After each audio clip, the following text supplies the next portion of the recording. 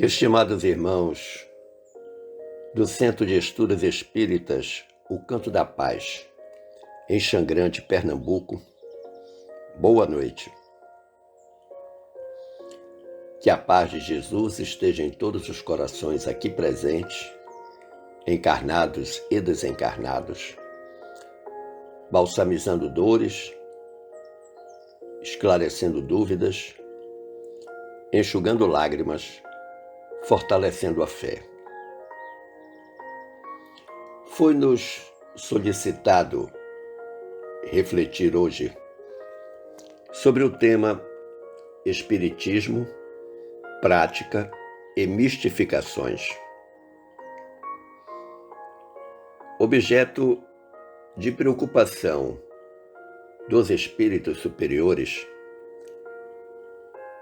traduzida nas orientações constantes, nas obras consultadas, tais como o Livro dos Espíritos, o Livro dos Médiuns e outras obras subsidiárias de nossa amada doutrina. Desde tempos imemoriais, o homem é influenciado pelos espíritos, tanto na prática do bem quanto no exercício do mal. As comunicações com o mundo espiritual sempre existiram, mas somente com a codificação espírita, trazida do alto no final do século XIX, foi possível estabelecer as bases éticas e morais dessas comunicações.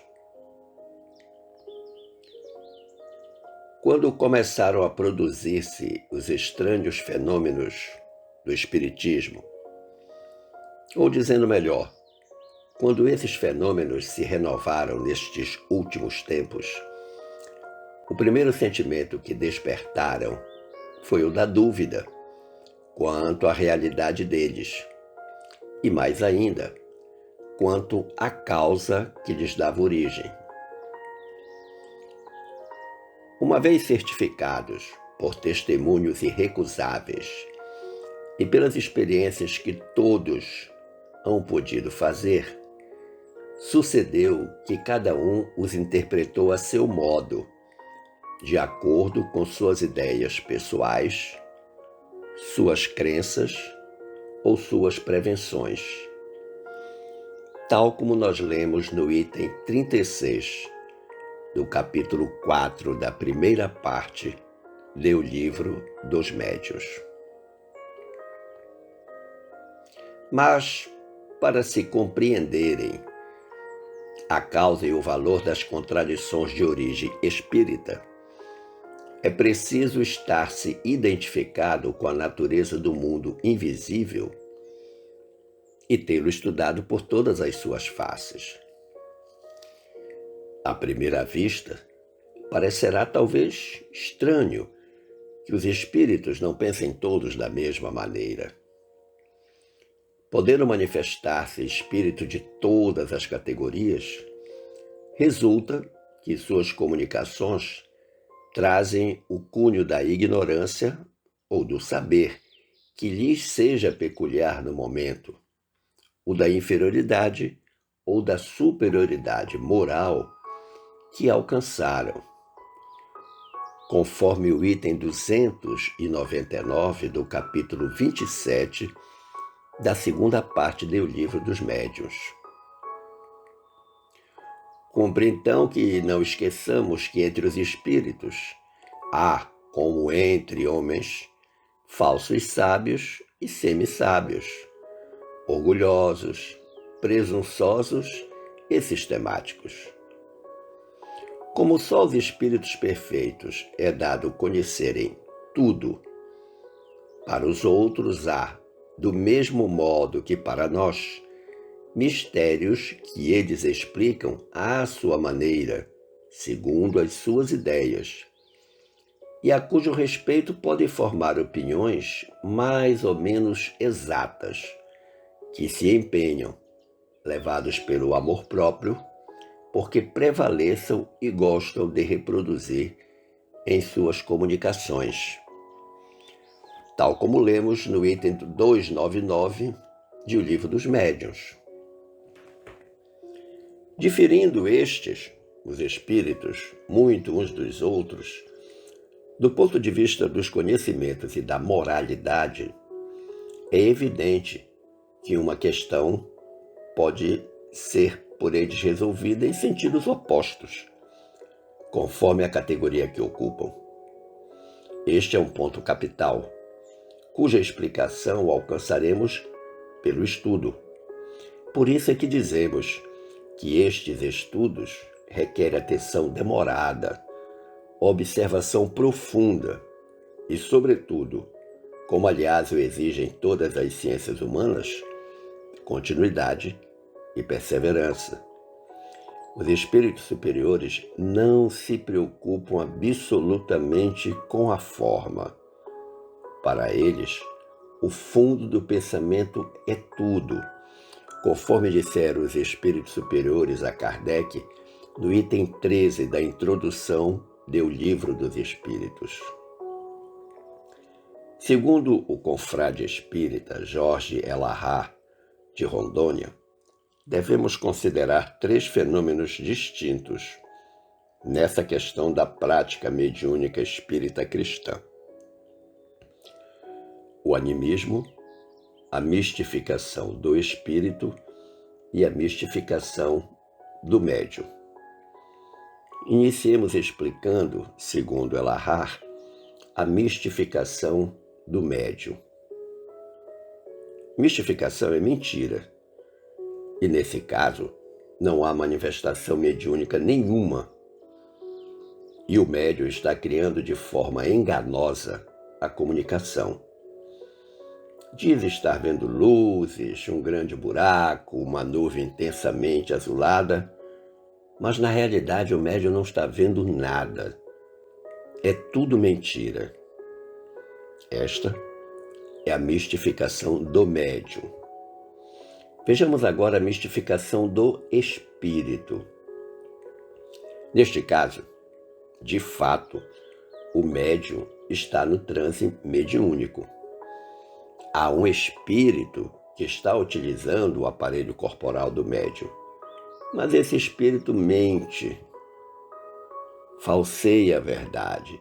Ele diz: eu sou Jesus, eu sou Joana d'Arc, eu sou fulano, eu sou Beltrano.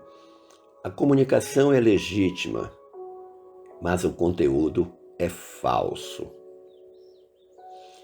O terceiro caso, explicado por Elahá, é do animismo. Animismo não é mentira, não é fingimento, nem tampouco mistificação. É um fenômeno real. Nesse caso, o médium, em estado alterado de consciência, afrouxa os laços do corpo e ele dá uma comunicação por ele mesmo, dele mesmo. A comunicação é do médium e não do espírito. Ele está falando de si mesmo num estado alterado de consciência. Por exemplo, o médium, numa encarnação anterior, morreu por afogamento. Mas o processo foi muito doloroso e ele guardou profundas marcas daquele fato no espírito.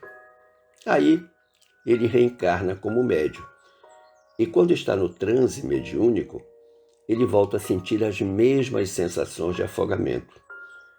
Ele pensa que isso vem de um espírito comunicante, quando na realidade está vindo dele mesmo.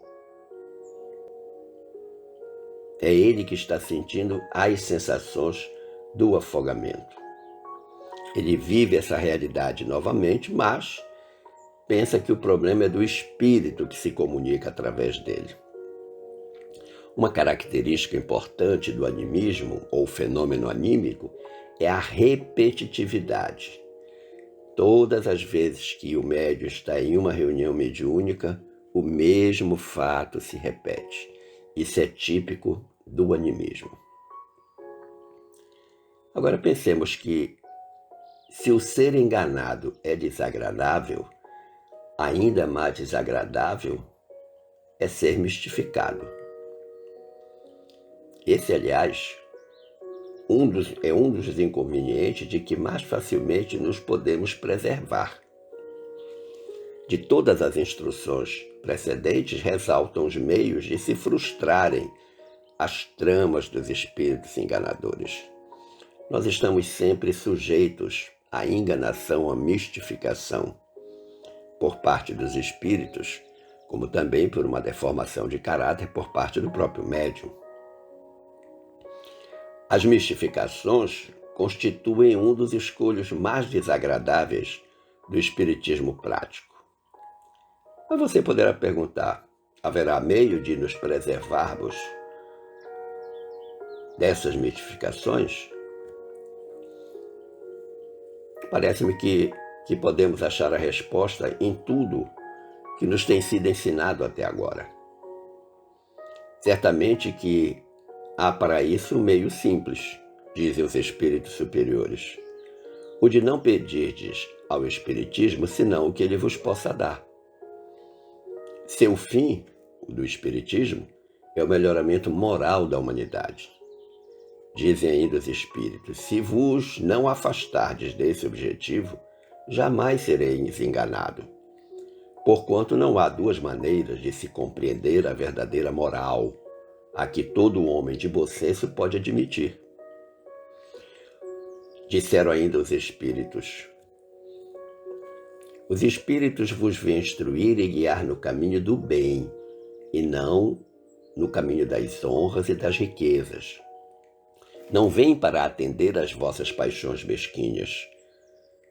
Se nunca lhes pedissem nada de fútil, ou que esteja fora de suas atribuições, nenhum ascendente encontraria jamais os enganadores. Donde deveis concluir que aquele que é mistificado só o é porque o merece. O papel dos espíritos não consiste em vos informar sobre as coisas desse mundo, mas em vos guiar com segurança no que vos possa ser útil para o outro mundo.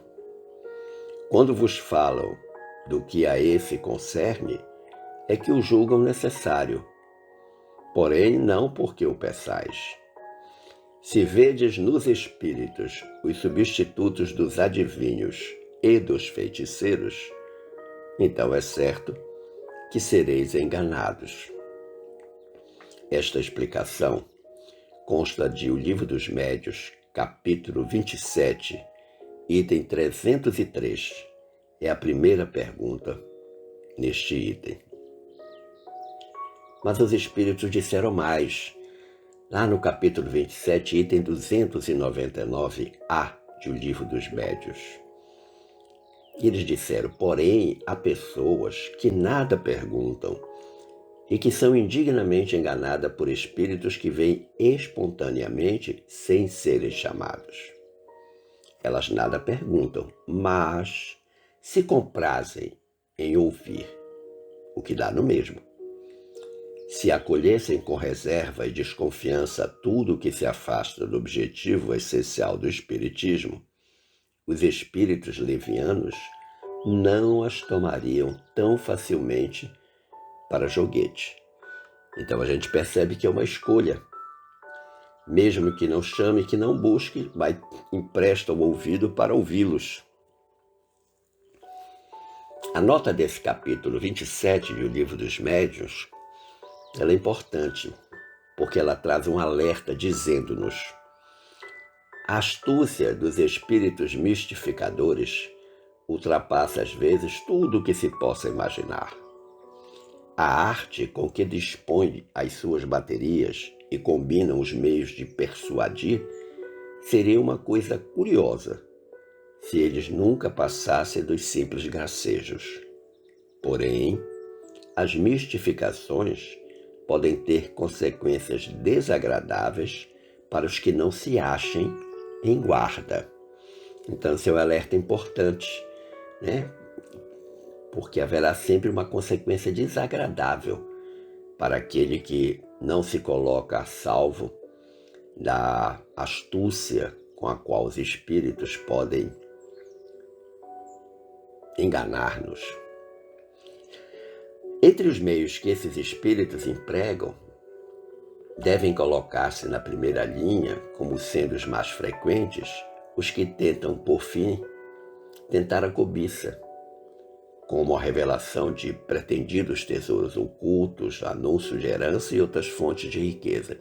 Então, muitas vezes eles enganam o médium e as pessoas que estão na mediúnica exatamente com esse tipo de comunicação, porque eles tocam na cobiça humana.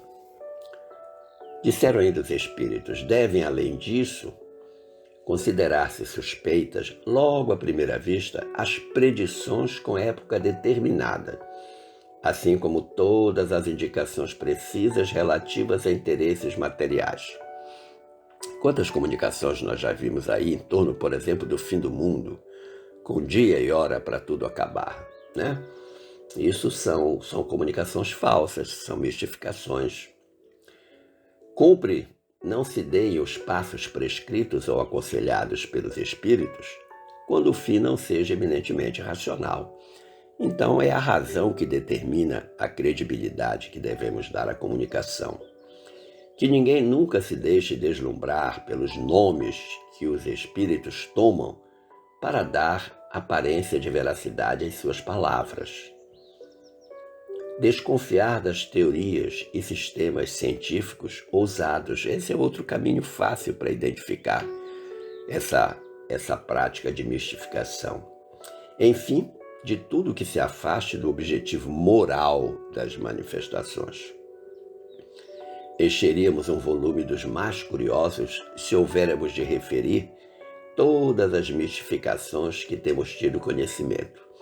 Essa nota foi escrita por Allan Kardec, lá no capítulo 27 de O Livro dos Médiuns. Mas você deve estar se perguntando, qual a atitude dos espíritas diante das mistificações? Pergunta-se também como se pode distinguir na vasta massa das comunicações cujos autores são invisíveis, o que provém das entidades superiores e deve ser conservado.